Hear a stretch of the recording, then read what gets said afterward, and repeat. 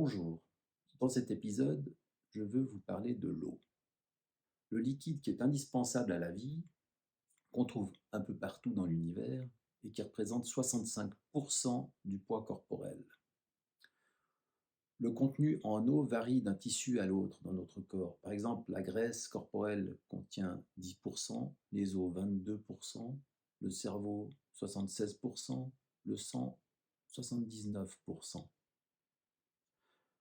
Comme vous pouvez l'observer, l'eau sort du corps par les voies urinaires, par les voies digestives, respiratoires, la peau. Donc il faut en apporter quotidiennement au moins 30 millilitres par kilo de poids corporel, ce qui représente pour quelqu'un de 70 kilos plus de 2 litres par jour. Cela en plus de l'eau apportée par les aliments, et tout cela pour assurer un bon fonctionnement de notre corps. L'eau, élément vital, rencontre le même problème que l'air que nous respirons, et aujourd'hui, où que l'on soit sur la planète, on retrouve dans ce précieux liquide une quantité infinie de substances toxiques répandues avec exubérance depuis l'ère industrielle par l'humain. Il faut se rendre à l'évidence, nous vivons dans un environnement où les toxiques sont partout, il n'existe plus une zone propre sur la planète et il faut apprendre à vivre dans ce milieu délétère ou changer de planète. Par exemple, l'autre jour, le dénommé Bhagwant Mann, qui est un ministre indien dans le Pendjab, ce ministre a déchaîné l'hilarité mondiale en étant capturé en vidéo, puisant et buvant un verre d'eau de la rivière sacrée Kalibain pour prouver que les mesures de dépollution prises depuis une dizaine d'années étaient efficaces. Mal lui en a pris, car il a été transporté par avion à l'hôpital de Delhi en raison d'une infection gastro-intestinale sévère. Alors la question revient fréquemment de savoir quelle eau boire, eau du robinet, eau minérale, en bouteille. L'eau du réseau d'eau potable qui arrive dans nos maisons a souvent mauvaise réputation.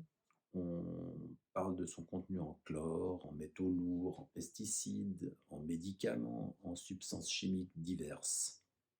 Comme nous le verrons plus tard, ces affirmations sont la plupart du temps fausses, en particulier pour l'eau qui coule dans les robinets à Zurich et de manière générale en Suisse, en France, en Allemagne. À l'exception du contenu en pesticides chlorothalonil interdit, dans les nappes phréatiques de certaines régions agricoles du plateau suisse, où cette substance toxique et cancérigène est régulièrement retrouvée, comme d'ailleurs dans certaines eaux minérales. Évidemment, la qualité de l'eau du robinet n'est pas très homogène selon le lieu où l'on se trouve sur la planète. Ainsi, aux États-Unis, dans les années 2000, on recensait 6 millions d'Américains dont l'eau du robinet était contaminée par du plomb, la rendant impropre à la consommation. Des intérêts financiers ayant fait obstacle à la mise en conformité du réseau d'eau. Plus récemment, il a été fait mention de 10 millions d'Américains victimes du plomb dans l'eau du robinet. Alors, quelle eau devons-nous utiliser pour la boisson et la cuisine? Quand vous regardez une bouteille d'eau minérale, vous avez toujours une liste des composants, mais évidemment, l'énumération des composants n'est pas exhaustive et on n'y mentionne que les minéraux utiles. La valeur des nitrates, par exemple, n'est pas toujours mentionnée. C'est vrai aussi que la liste des éléments mesurés dans le réseau d'eau zurichois est beaucoup plus complète. Cette liste a le mérite de nous informer sur les principaux polluants organiques qui sont aussi présents dans les eaux minérales, mais jamais mentionnés. On trouve aussi des traces de médicaments, d'hormones, qui dans l'institution d'État font l'objet d'une surveillance, et c'est l'inverse pour les eaux minérales. On ne sait rien. Les nitrates, pourquoi est-ce qu'on parle toujours des nitrates? Les nitrates sont nécessaires et bénéfiques pour le système cardiovasculaire. Et ils améliorent la performance physique, ils diminuent le besoin en oxygène à l'effort.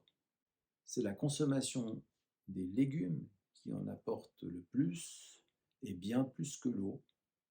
D'un autre côté, on n'aime pas trop les nitrates car ils se transforment au cours du processus de digestion en nitrites, qui eux se transforment en nitrosamines cancérigènes, et ça on n'aime pas du tout. Les cancers produits par les nitrosamines atteignent l'œsophage, l'estomac, le côlon, le nasopharynx, la vessie, le col de l'utérus et le cerveau. Il faut donc faire en sorte d'éviter le plus possible l'apport en nitrate de l'eau et des viandes, tout en mangeant assez de légumes pourvoyeurs de bons nitrates. Car la toxicité des nitrates varie selon l'environnement dans lequel ils sont métabolisés. Les vitamines C et E bloquent la formation des nitrosamines et produisent du monoxyde d'azote, qui lui n'est pas toxique. Le café, l'ail, le thé vert préviennent eux aussi l'apparition de nitrosamines. A l'inverse, le fer des viandes rouges stimule la formation des nitrosamines et le sel nitrite des charcuteries est un précurseur direct des nitrosamines, substance extrêmement toxique. Cela concerne les charcuteries, les viandes, viande froide, pâté, jambon, bacon, lard.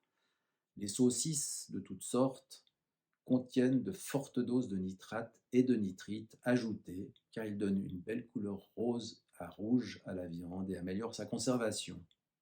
Une étude de mars 2022 à l'INSERM en France confirme l'existence d'une association entre le risque de cancer colorectal et l'exposition aux nitrates et nitrites des charcuteries. C'était publié le 12 juillet 2022. Et dans l'eau, il y a aussi les sulfates. Eux ne sont pas toxiques. Les sulfates ont un effet laxatif et diurétique. Les eaux riches en phosphate sont utiles en cas de constipation, comme l'eau Épar, la Courmayeur, le Contrex, San Pellegrino, Vittel. Les sulfates apportent du soufre, qui est un composant essentiel des protéines, notamment pour la peau, les ongles, les cheveux, ainsi que pour les hormones comme l'insuline.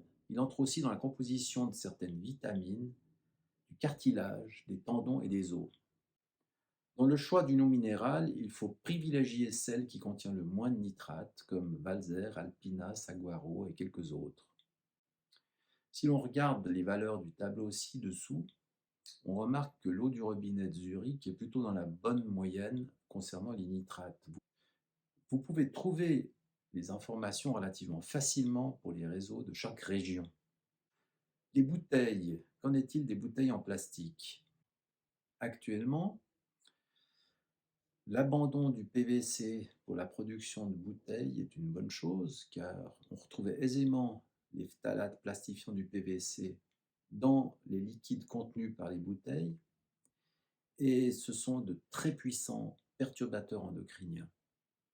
Aujourd'hui, ce sont des bouteilles en PET, polyéthylène terephthalate.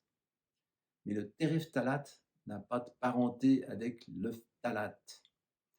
Et le PET ne libère pas de phtalates toxiques hormonaux en conditions d'utilisation normale. En revanche, comme tous les plastiques, le PET contient du bisphénol.